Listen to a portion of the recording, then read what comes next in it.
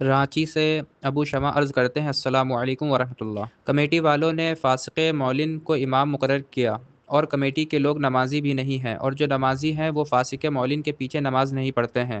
ایسے میں مسجد کیسے آباد ہو سکتی ہے؟ اور مسجد کو آباد کرنے کا حکم دیا گیا ہے، ایسی صورت میں فاسق مولن کے پیچھے نماز پڑھنا کیسا ہے؟ وعلیکم السلام ورحمۃ اللہ وبرکاتہ۔ مسجد کیسے آباد ہوگی، یہ تو اس مسجد کے ذمہ دار اور اس علاقے کے مسلمانوں کو سوچنا ہوگا۔